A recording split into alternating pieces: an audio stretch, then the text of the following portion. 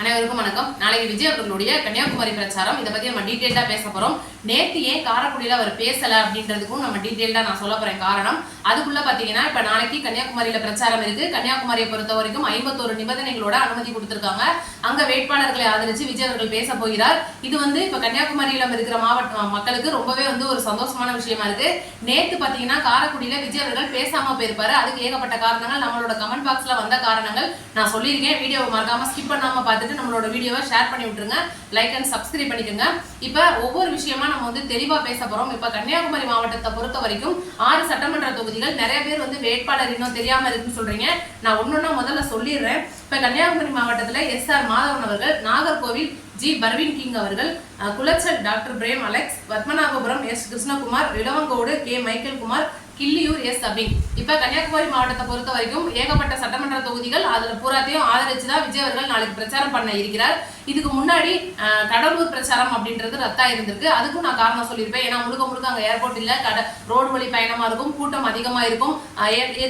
ஏற்கனவே பாத்தீங்கன்னா ஏகப்பட்ட கண்டிஷன். இதுல முழுக்க ரோட் ஷோ அமைய மாட்டேங்குது.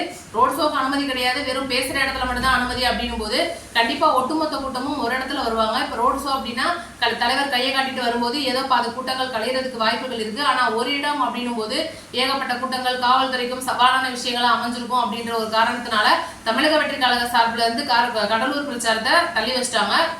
இப்ப கன்னியாகுமரி பிரச்சாரத்தை பொறுத்த வரைக்கும் விஜய் அவர்கள் என்னெல்லாம் பேசணும்னு நினைக்கிறாரு. இப்ப 14ஆம் தேதி பாத்தீங்கன்னா ஏப்ரல் 14ஆம் தேதி புதுக்கோட்டை மாவட்டத்துல ஒரு பிரச்சாரம் இருக்கு. அதையும் நான் சொல்லிடுறேன். அது ரொம்பவே முக்கியமான விஷயம். ஏன்னா புதுக்கோட்டை பொறுத்த வரைக்கும் காரைக்குடிக்கு கொஞ்சம் தள்ளி தான் வருது அந்த மாவட்டம். அப்படின்னா கூட விஜய் அவர்களால நேற்று போக முடியல. ஏகப்பட்ட பிரச்சனைகளை தாண்டி நேற்று காரைக்குடியில பேசியிருக்காரு. மர்ம பொருள் வீசியிருக்காங்க. அங்க ஏகப்பட்ட தீய சக்திகள் பிரச்சனை இருக்கு. அதை பத்தி நான் டீடைல்டா வீடியோக்குள்ள சொல்லியிருக்கேன்.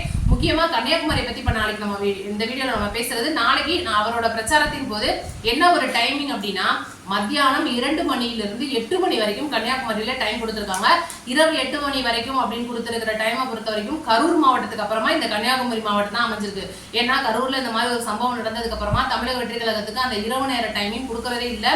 4 மணி வரைக்கும், 6 மணி வரைக்கும், 7 மணியோட முடிஞ்சதா இருந்துச்சு. ஆனா இந்த கன்னியாகுமரி மாவட்டத்துல 8 மணி வரைக்கும் டைம் கொடுத்திருக்காங்க. ஏன்னா இப்ப விஜய் அவர்கள் கன்னியாகுமரியை பொறுத்த வரைக்கும் ஏர்போர்ட்ல இறங்கி அங்க மக்களோட ஒரு ரோட் ஷோவை முடிச்சுட்டு அந்த ஒரு இடத்துக்கு விவேகானந்தா கல்லூரிக்கு அங்க வேட்பாளர்கள் அறிமுகப்படுத்துறதுக்கே கிட்டத்தட்ட 6 மணி ஆயிரும். இதுதான் உண்மை.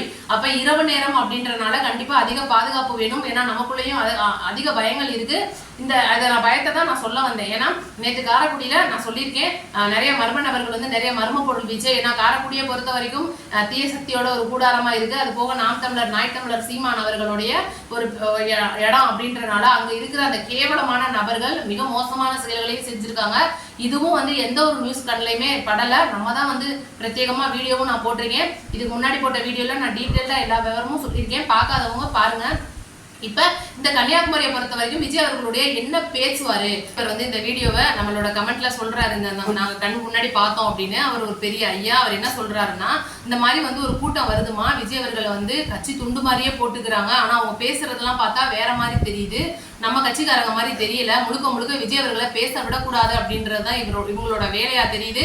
இப்ப விஜய் அவர்கள் டைமிங் முடிஞ்சு போச்சு. வேட்பாளரை மட்டுமே அறிமுகப்படுத்திட்டு டாக்டர் பிரபு அவர்களே மக்கள் முன்னாடி காமிச்சிட்டு கிளம்பும் போது பாத்தீங்கன்னா இந்த தீய சக்தி கூட்டம் 200 ரூபாய் வாங்கிட்டு கலையும் பாத்தீங்களா, அதே மாதிரி கலைஞ்சு போகுதுமா அப்படின்னு சொல்லிட்டு அவர் நம்ம சேனல்ல சொல்லியிருக்காரு. இப்ப ஒரு ஆள் சொல்லிட்டாங்க அப்படின்றதுக்காக நம்ம உடனே அதை செய்ய முடியாது. ஏன்னா ஒருவேளை அவரோட பார்வையில் அது தப்பா தெரிஞ்சிருக்கலாம் தான் நம்ம நினைச்சது. அதுக்கப்புறம் பாத்தீங்கன்னா காரைக்குடிக்காரங்க நிறைய பேர் நம்மளோட கமெண்ட்ல, நான் எந்த வீடியோவோ எந்த கமெண்ட்டுமே நான் அழிக்க மாட்டேன், நம்ம சேனல் அப்படியே தான் இருக்கு, நீங்க போனாலும் பார்க்கலாம். இதே தான் ஒரு 4-5 பேர் சொல்லியிருக்காங்க. இந்த சந்தேகம் எங்களுக்கும் எங்க ஊர்லயும் நடந்திருக்கு. விஜய் அவர்கள் பேசுறதுக்காக நாங்கெல்லாம் காத்துக்கிட்டு இருக்கோம். ஆனா இவங்க விஜய் அவர்களை பேச விட கூடாது அப்படின்றதுக்காகவும் இந்த பால் பாக்கெட்டை கண்ணாடியில எரிகிறது. ஒரு யோசிச்சு பாருங்க, ஒரு பால் பாக்கெட்டை கொண்டுட்டு போய் அந்த கண்ணாடியில எரியிறாங்க, சத்துன்னு எரியிறாங்கன்னா அந்த கிளாஸ் முழுக்க எந்த மாதிரியா ஃபார்ம் ஆகும். அடிக்கிற வெயிலுக்கு என்ன தண்ணி ஊற்றி கழுவினாலும் அது போகாது. அதுக்கப்புறம் அதுக்கு நிறைய வேலையெல்லாம் பார்க்கணும். பூவை கொண்டுட்டு போய் அதுக்கப்புறமா எரியுறது, அந்த கண்ணாடியில பால் ஒட்டினதுக்கு அப்புறமா பூ ஒட்டிடும். இதெல்லாம் ஒரு தொண்டர் செய்யற வேலையா? இன்னைக்கு கட் அவுட்டுக்கு நம்ம பாலாபிஷேகம் பண்ணணும், ஒரு காலத்துல தொண்டர்கள் பண்ணினாங்க. ஓகே, அது அவங்களோட ஒரு இதை காட்டுது. அவங்க நடிகர் மேல வச்சிருக்கிற ஒரு பாசத்தை. இன்னைக்கு தலைவரா மாதிரி நம்ம மேல வரும்போது நம்மளுக்கிட்ட அவர் பேச வர்றாரு அப்படின் போது அவரை பேச விடாம பண்ற அந்த தீய சக்தி வேலையை பத்தி தான் நம்ம பேசிட்டு இருக்கோம்.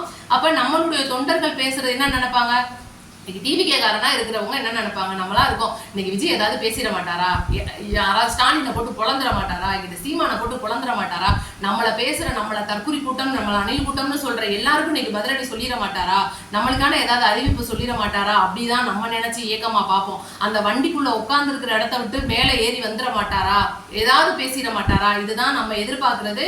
அதை அவர் செய்யணும் அப்படின்னு நம்ம யோசிப்போம். ஆனா இந்த தீய சக்தி என்ன பண்ணுது, இவரை பேச விட்டுறக்கூடாது அப்படின்றதுக்காக ஒரு சில கும்பல்களிடம் காசை கொடுத்து விலைக்கு வாங்கி சில பேரை இந்த மாதிரி வேலைகளை பார்க்க சொல்லி அடிமையாக்கி வச்சிருக்குன்னு சொல்லணும். அது என்ன கொடுத்தோம் அப்படின்றது நம்மளால சொல்ல முடியாது. இதுதான் காரணமா நேற்று நம்மளோட கமெண்ட் பாக்ஸ்ல வந்ததுக்கு தான் இப்ப நம்ம பதில் சொல்லிட்டு இருக்கோம்.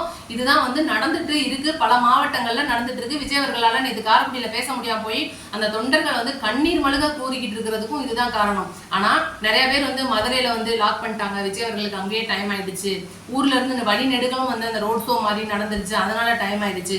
இதெல்லாம் காரணம். எல்லா ஊர்லயும் நடக்கிறது, எல்லாரும் தலைவரை பார்க்கணும் நினைக்கிறது.